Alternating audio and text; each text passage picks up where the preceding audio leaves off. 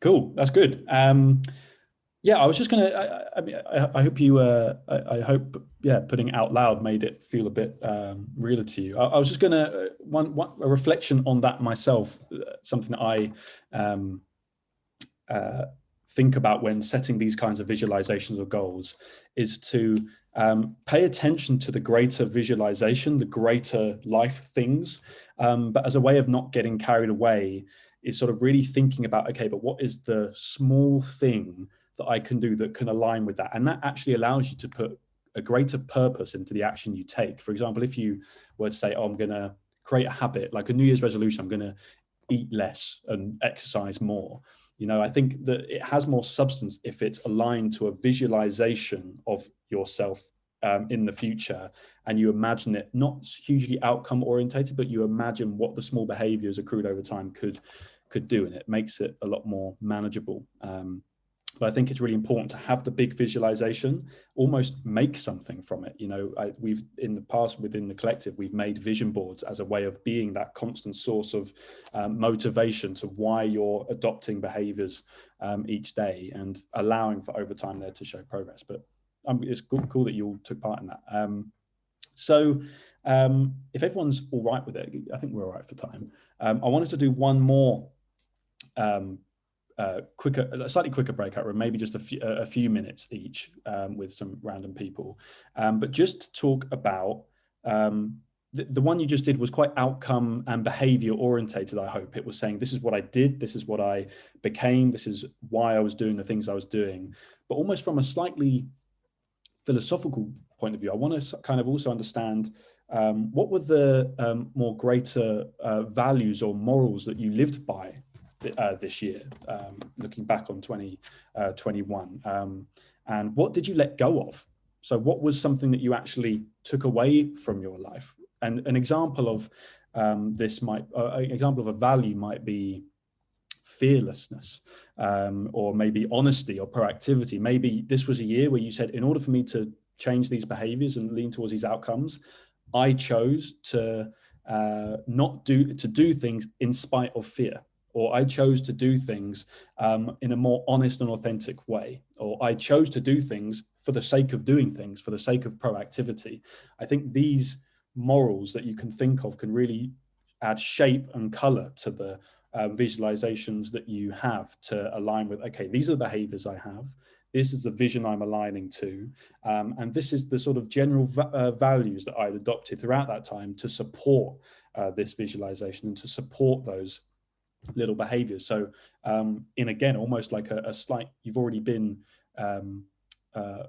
role playing a little bit. So I'll just do a quicker version of that and get you all in a few minutes to say to each other, yeah, these were in doing these things this year, these were the values that I lived by, and this is what I let go of. Maybe it was that you let go of either particular limiting beliefs about yourself and your capabilities. Maybe it was particular relationships. There's always a process of letting go of something to allow something else to happen. So I think it would be interesting for you to discuss with each other, what was the thing, looking back on again, as you're sat in 2022, how did you choose to live this year? What morals and values did you live by? What did you let go of? So we'll do a quicker one. We'll go back into threes. We'll make it 10 minutes. So just 3 minutes each, just a quick putting it out loud, what you lived by. And then we'll join you back for a summary, and we'll have a final little exercise, and then you may be on your merry way to a heightened 2021. Cool. Katie, I don't know if it's possible to put people back into the same breakout rooms. It is. It's possible. It is. That would be cool. I think we can allow people to get back in the same ones. Yeah. Yeah, I will reopen all the rooms for you now. Relationships with each other. Cool. Perfect. Opening all the rooms now. See you guys soon. Cool. See you in a bit, guys. Just a few minutes each.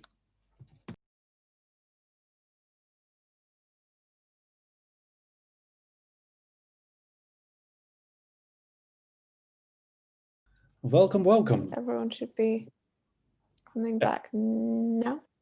Cool. Perfect. Nice. I see some concerned faces, slightly smiley faces. some other nervous faces. I don't know how that, I hope that wasn't too disastrous for you. I want to ask the same question as I did before. Like, I want to know how that was. Like, again, you don't have to shout anything, but maybe just a little something in the chat would be nice, just to gauge like if that was something that was less uncomfortable. Good. Okay, we're getting more comfortable sharing our visions. Look at that. Look at the change we're already going through. I'm already inspired. Does anyone else have a remote bonding experience? Yes, thank you, Stephen. Cool. Nice. I'm glad to hear. This is nice. Okay, guys. So we'll do just a quick summary. So I hope some of those things were useful for you. I think the one thing I'd like you to take away is thinking about what, now that you've had this option to visualize what it is that this year could be and where you will be next year looking back, is what is the small behavior that could align to a greater vision or a greater outcome that you could adopt tomorrow? What is a small behavior that you could do when you wake up that could align to that vision that you have created for yourself? And also another one that I think is very important is to think about who could hold you accountable to that. You know, I think that we speak a lot in Uprise about community, and it's not just a buzzword. There is something about going through these experiences with people who are also doing similar things and trying to form new behaviors and habits, and maybe finding someone who can hold you accountable if you begin to slow down on that progress is a really good idea. But two things maybe you can write down or just think about away from this is what small behavior could you do that could align with this greater vision that you have, and in spite of, and maybe see what it feels like to, in spite of the reasons for you not to do something, in spite of the insecurity and that pesky little yappy voice that's always been like, oh, you won't be like good enough to do that, or you won't be, people will think you're an idiot or whatever. Like, there's a whole bunch of reasons not to do stuff. If we focus on that one reason to do it and we just make that a bit of a habit, maybe something good comes from that. So I'd love you all to think of the small behavior that you could do that aligns with that, that greater vision, regardless of what that vision is. And that's what I would love to see you go away and do, because that's a lot more manageable.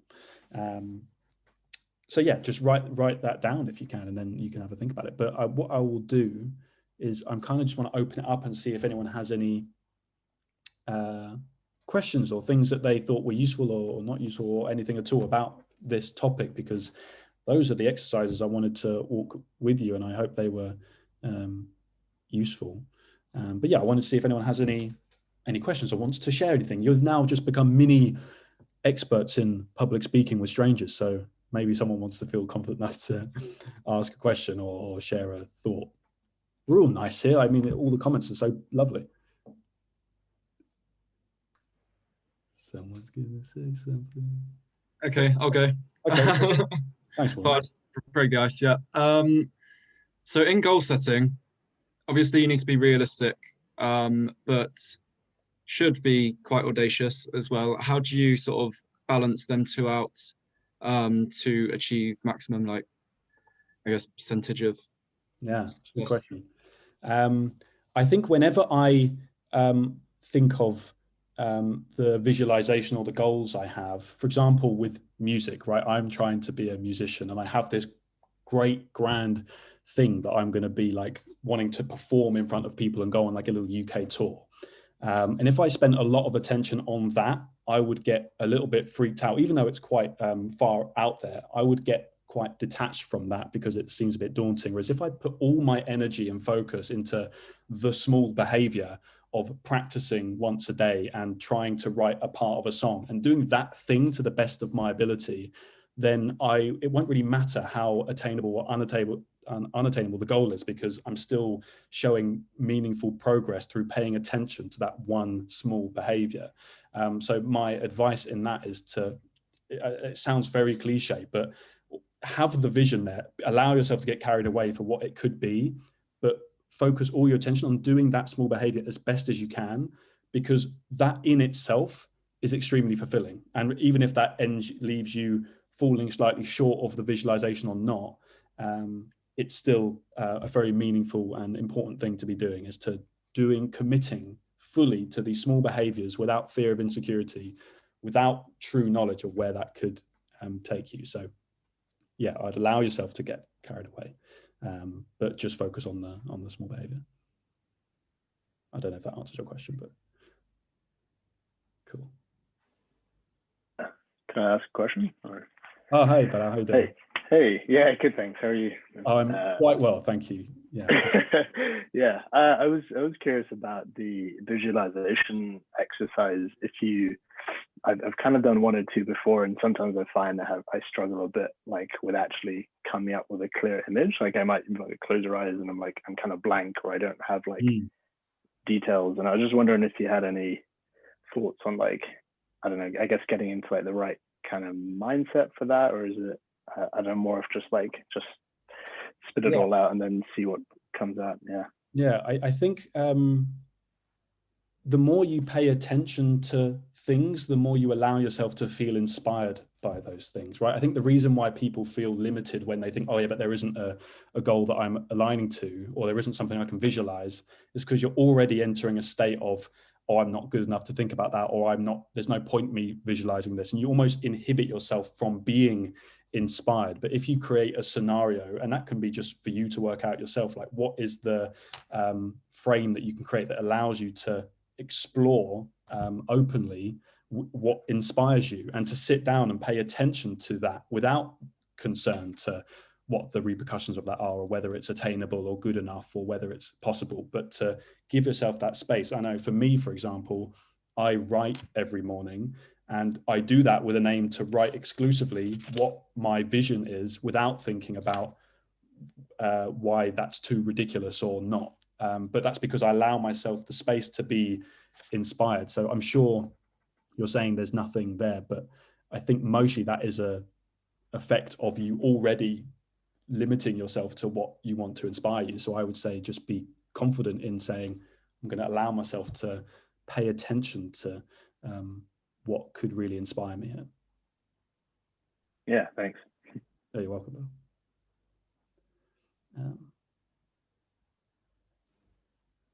I mean, did that make sense? I don't know. Yeah, like exactly. I think that inspiration was the word I felt like I was looking for. So yeah, that makes sense. Cool. Yeah. Does anyone else have any questions? This is nice. Someone's asking nice questions. I have a question. If anyone else have a question? Yeah. Or jump in. Yeah. So we were just having a very nice conversation about how you never used to allow yourself to sing in your band, and your singing was confined to the shower. But recently you've kind of gone over that self-limiting belief of just doing it, and actually starting to, you've got a wonderful microphone set up and everything now, and you now sing, which is wonderful. So my question is, how did you get over that self-limiting belief? Because you were saying, those kind of negative things that you were saying to yourself felt very real, but actually once you started doing it, they kind of dissipated. So how did you get the kind of confidence to just go and do it? Yeah, that's a good question. Well, I mean, firstly, I think it came from reframing. When I was not singing, I would actively just avoid singing. Like, I'm in a band, and we would turn to each other and be like, well, who's going to bloody well sing then? And none of us would do it. And my immediate feeling was, I don't sound very good, and I'm not really good enough to be a singer, right? And that created that feeling of negativeness, and you feel a bit shit about yourself. Whereas I think I just chose to reframe that and almost accept that, because the truth is I'm not a very good singer, but I've accepted with that kind of growth mindset of, yeah, that is where I'm at now.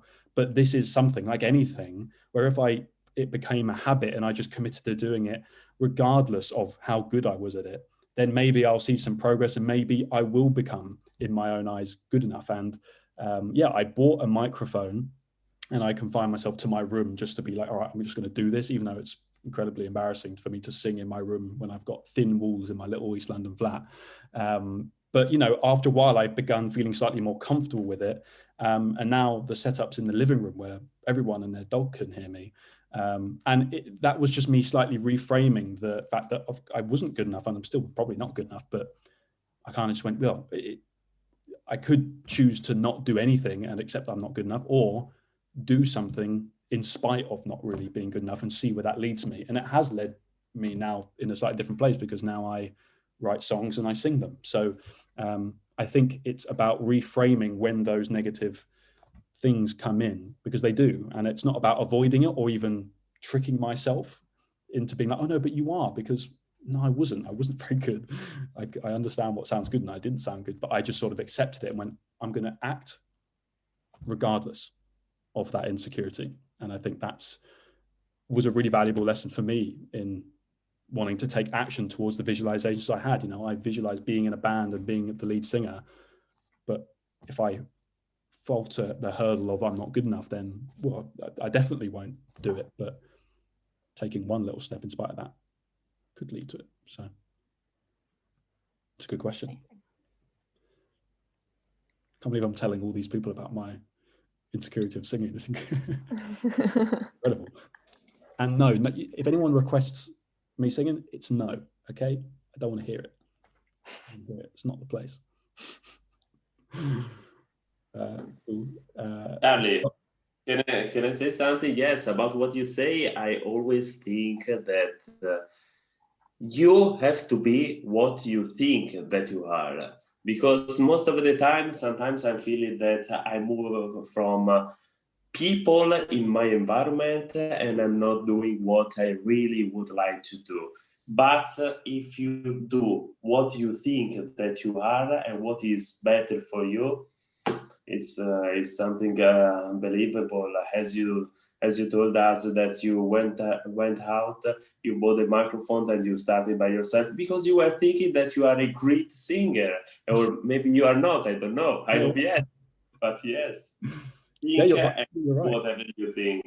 Yeah, you're right. I think it is just that I really place so much emphasis on the just do it anyway part of it, you know, because I'm not trying to teach people to avoid those things that come into your mind. Like, of course, when trying to improve our lives or change direction, whether it's career or hobby, you're always going to be starting from a point where you might not be that good. But if you really feel like it's something that you keep coming back to and you allow yourself to get carried away by that, then just do it anyway, because, you know, it will get better, you know. And I think there's merit in just taking action and just doing something. Yeah, thanks, Francesca. It was nice to share. Cool. We have another minute or so. Does anyone have any more questions or general ideas they want to share? Or if they want to sing for us, you know? I'll leave that one to you. No? No? Is everyone... I'll ask a really quick one. Oh, okay, nice. Sorry, I know it's just hit 6 o'clock, but really quick. Like when in the morning you said you write. Do you have like guidelines to like what you write in the morning, or do you just whatever comes to your head? Yes, good question. So I call it like sort of unconscious, unstreamed writing. So it's with purpose of me not reading it again and no one else ever reading it. So I allow it to be as freeing as whatever. So that's why it's quite nice for me to talk about my visions as extravagantly as possible, because it's not in a journal where it's like, oh, I'll read this with my kids. When I'm older, I'll show my friends what I was doing. It's more like, this is just for me. And I think that in itself just like creates like an unlimit to what I can write about. And then I can really lean into the visualizations a bit more. So I do 2 big pages of just me writing whatever. So there's no structure to it, and it changes, and a lot of the time it's boring. But I just formed a habit with it after following not a writing course, but a book called The Artist's Way, which I recommend. Is great. And her concept is about morning pages where you just write unstreamed every day and just see where it leads you. And I think that's important because, as Bilal was saying, you know, it allows you to be inspired by just not worrying about other people reading it or thinking that you're dream is too big or not big enough, or that you wouldn't be good enough, whatever. It's just like no one else can read that. It's for me. Yeah, sweet. Thank you. Yeah, thanks, Oscar. That's a good question.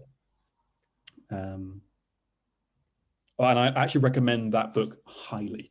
The Artist's Way. Like it's like quite known. It's is it Martin Scorsese's ex-wife who now like runs these creative workshops and writing courses? Like it's brilliant. Like, even if you just take one concept out of that, the unstreamed writing or unconscious writing is really cool. Yeah, I second that. I do it as well. I never even I haven't actually read the book or like bought the book or anything. I also do 2 pages Did Suzanne just stream mention of consciousness writing. And yeah, it is a good thing to do in the morning. It's a nice like brain dump. It is. Cool. Well, guys, I've kept you 2 minutes too long. It's very rude of me. But it was really cool to meet you all. Thank you for coming. I hope that was a useful or mildly interesting or useful experience to you. And yeah, it was really nice to host this as well. So thanks a lot for your cooperation and for bravely putting yourselves out there. So, thank you, Trina. That's very sweet of you. And yeah, I hope to see you guys again soon on maybe one of the other workshops, or if you choose to apply and join the collective. But this was fun. Thank you.